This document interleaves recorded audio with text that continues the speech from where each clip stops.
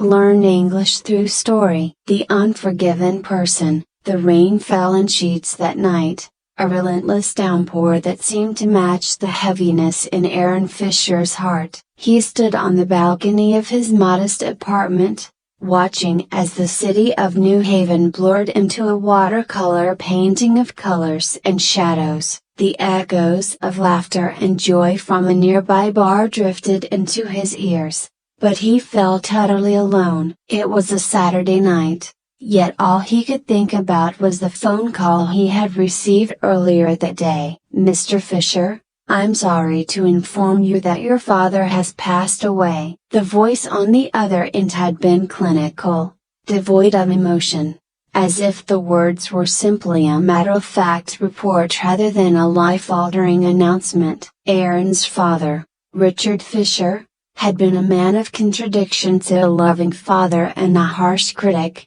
a beacon of strength and a source of pain. Their relationship had always been fraught with tension, but the finality of death brought forth a flood of unresolved emotions. He had not spoken to his father in over 3 years, their last interaction marred by a heated argument that had left both of them wounded. Aaron's fingers tightened around the railing as he thought back to the words exchanged in anger, words that still stung like fresh wounds. His father had criticized his career choices, his life decisions, and Aaron, in turn, had lashed out, leaving behind a chasm that neither had attempted to bridge. The weight of guilt pressed on Aaron's chest, a suffocating reminder that he had allowed pride and resentment to dictate their relationship. Now, there would be no opportunity for reconciliation, no chance to say the things left unsaid. He felt the sting of tears threaten to escape as he recalled the many times he had promised himself that he would reach out,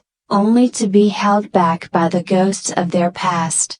In the days that followed, Aaron found himself navigating the logistics of his father's death and making funeral arrangements, notifying family members, and sorting through a lifetime of belongings. He returned to his childhood home, a place filled with memories both cherished and painful. As he rifled through boxes in the attic, he stumbled upon old photographs, each image a snapshot of moments long gone. There was a picture of him as a child, beaming with pride next to a much younger version of his father, both of them holding fishing rods. A day spent at the lake. Another photo showed a teenage Aaron, arms crossed defiantly, glaring at the camera while his father stood in the background. Disappointment etched across his face. The contrast between those moments was striking. How could they have descended into such animosity? As he sorted through the clutter, Aaron felt a deepening sense of regret. He had always known his father was not perfect, but neither was he. Their disagreements had often stemmed from a place of misunderstanding, a clash of ideals that had festered over the years. Aaron had become consumed by his desire to prove himself, to escape the shadow of his father's expectations, while Richard had been trying to guide him in his own flawed way. The day of the funeral arrived, bringing with it a mix of grief and unresolved tension. The church was filled with friends, family, and acquaintances, all there to pay their respects. As Aaron stood by the casket, he felt the weight of their gazes upon him, their whispers a reminder of the family legacy he now had to carry. He clenched his fists, battling the conflicting emotions that threatened to consume him: sadness, anger, guilt, and regret. In the midst of the service, a woman approached him, her face familiar yet distant. It took a moment for Aaron to place her. She was a family friend, someone who had been part of his childhood. "Aaron," she said softly, "I'm so sorry for your loss. Your father spoke of you often, you know. He was proud of you, Even if he didn't always show it. The words struck Aaron like a lightning bolt. His father had been proud. He had never heard those words uttered in their years of conflict. "Thank you," he managed to reply, his voice barely above a whisper. He felt a knot tighten in his throat, the weight of her statement revealing the depth of his father's love that had been obscured by anger and pride.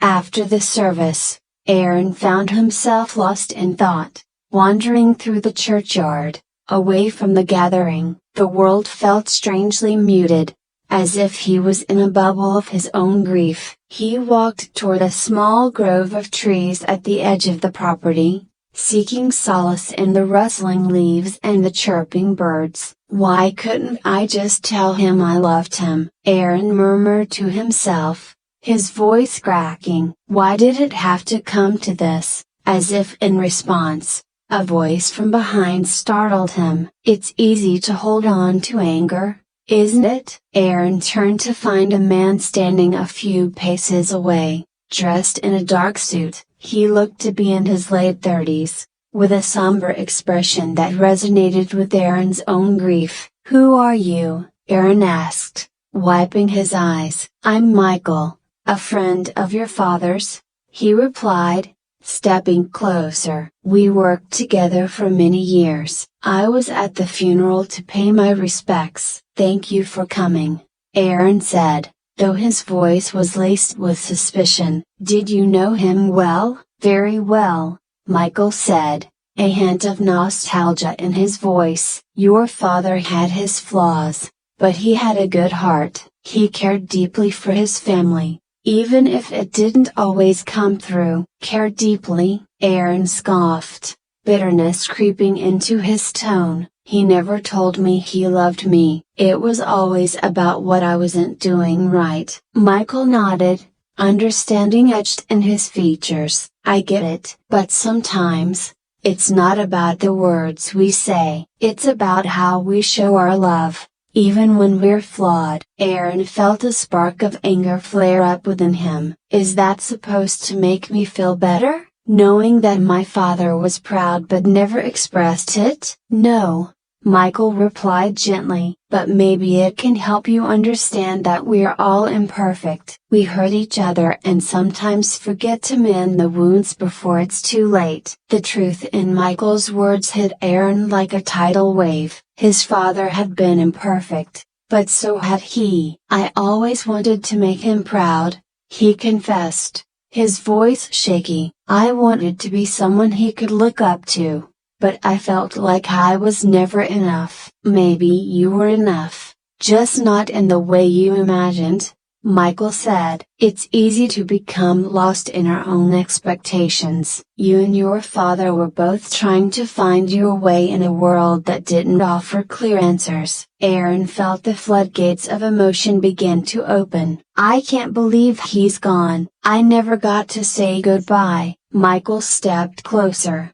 placing a comforting hand on Aaron's shoulder. "You may not have said goodbye, but you can still honor his memory. Forgive him for his imperfections, and forgive yourself for the moments you wish you could change." "But how?" Aaron asked, tears streaming down his cheeks. "How do I forgive someone who hurt me?" Forgiveness doesn't mean excusing their actions. It means releasing the hold they have over your life. It means freeing yourself from the pain and allowing yourself to heal," Michael explained. "You don't have to forget, but you can choose to move forward." Aaron took a deep breath, the weight of those words settling in his mind. He felt the stirrings of hope amidst the grief, a glimmer of possibility that perhaps healing was within his reach. As the days turned into weeks, Aaron began to process his father's death and their tumultuous relationship. He started journaling,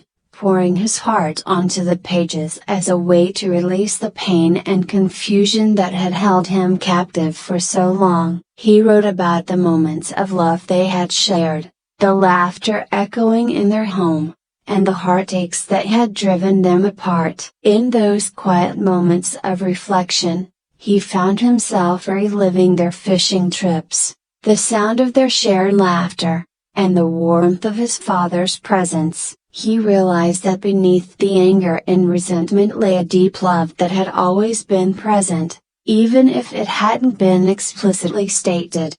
With each passing day, the shadows of grief began to lift. Aaron sought out Michael, hoping to share his progress and seek guidance. Their conversations became a lifeline, offering perspective and support as Aaron navigated the complex emotions that accompanied loss. One evening, as they sat in a cafe told a copyright, Aaron found himself sharing the memories that had resurfaced. "I remember the time we went fishing, and he caught the biggest fish of the day. We were so proud. It felt like a moment where everything was right," he said, a smile breaking through his somber demeanor. Michael nodded, encouraging him to continue. "That sounds like a special memory. What did you learn from that experience?" Aaron thought for a moment, realizing that the lesson was not just about fishing. It was about teamwork. "We were a team that day. I guess I've been so focused on what went wrong that I forgot to celebrate the good times." "Exactly. We all have our battles,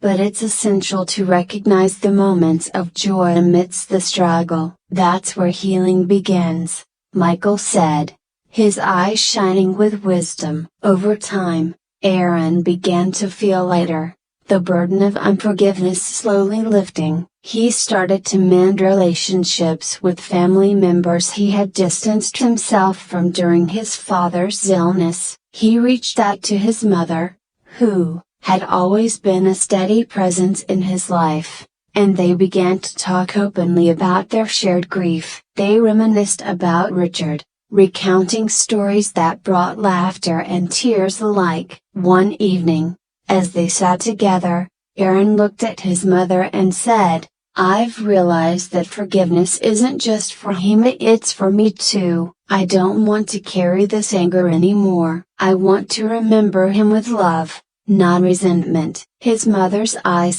softened. "That's a beautiful realization, Aaron. Your father may have had his flaws, but he loved you in his own way. Letting go of that anger will allow you to cherish those memories." As the anniversary of his father's passing approached, Aaron felt a sense of peace settle over him. He had made a commitment to honor Richard's memory not through anger but through love and forgiveness. On that day, he visited the lake where they had shared countless fishing trips. Standing by the water's edge, Aaron closed his eyes and took a deep breath, allowing the sounds of nature to wash over him. He spoke softly, the words pouring from his heart. "Dad, I'm sorry for everything. For the words said in anger and the things left unsaid. I forgive you, and I hope you can forgive me too." As he opened his eyes, he felt a sense of warmth envelop him,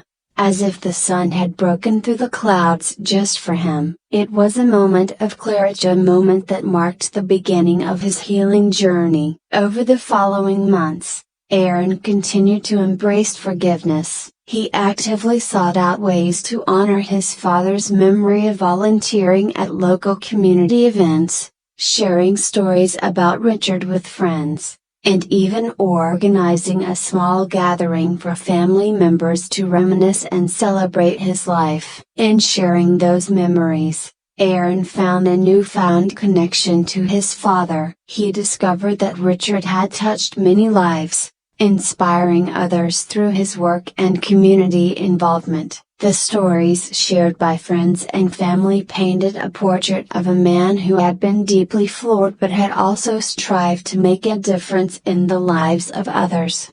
One day, while going through old belongings, Aaron stumbled upon a box filled with letters. As he sifted through them, he found a letter written by Richard years ago, during a time when Aaron had been struggling with his identity and career choices. The letter spoke of pride, love, and the hopes his father had for him. offering encouragement even in the face of uncertainty. Tears welled in Aaron's eyes as he read the heartfelt words. He realized that his father had always believed in him, even when their relationship had been strained. This newfound perspective allowed him to let go of the last remnants of anger and resentment. Months passed, and the seasons changed. Aaron found himself reflecting on the journey he had taken, one filled with heartbreak, regret, and ultimately, healing. He felt lighter, as if a weight had been lifted from his soul. One evening, as he sat on his balcony, watching the sunset paint the sky in hues of orange and pink, he felt a sense of gratitude. He was grateful for the lessons learned, the growth he had experienced, and the realization that forgiveness was not a one-time act but an ongoing process, a journey toward healing. Then, unexpectedly, his phone buzzed with a message from Michael. "Let's grab coffee soon. I'd love to catch up." With a smile, Aaron typed back a quick response, agreeing to meet the next day. He realized that he had formed a bond with Michael during this difficult time, someone who had helped him navigate the complexities of grief and forgiveness. As they met in the cafe tilde copyright, Aaron felt a sense of comfort wash over him. They chatted easily, discussing everything from life to aspirations. He expressed his gratitude to Michael, who had been a steady presence during his darkest moments. "You've helped me find my way," Aaron said sincerely. "It was all you," Michael replied, his eyes twinkling. "You did the hard work." Remember, the choice to forgive is one of the most powerful things we can do for ourselves. With those words resonating in his mind, Aaron felt a renewed sense of purpose. He had learned that forgiveness was not just about letting go of anger but about embracing love and understanding, creating space for healing and growth. As they continued their conversation, Aaron found himself excited about the future. He had transformed his grief into a source of strength, vowing to honor his father's legacy not with bitterness but with love and compassion. In the months that followed, Aaron embraced new experiences, traveling, meeting new people, and diving deeper into his passions. He felt empowered to live a life that was true to himself, one filled with joy and purpose. And yet, in the quiet moments, he would often return to that fishing spot by the lake, the memories of his father alive in his heart. He knew that Richard would always be a part of him, not just as a figure of conflict but as a reminder of the complexities of love and forgiveness. As he stood by the water one sunny afternoon, Aaron whispered into the breeze, "Thank you, Dad. I'm learning to forgive, and I'm learning to love." With that, he cast his line into the water, feeling a sense of peace settle around him. He was no longer the unforgiven person, he had become the one who forgave, a soul unburdened by the weight of the past, ready to embrace whatever lay ahead. I hope you enjoyed the story. If you enjoyed, then please like and share this video, and don't forget to subscribe our YouTube channel. Thank you for watching.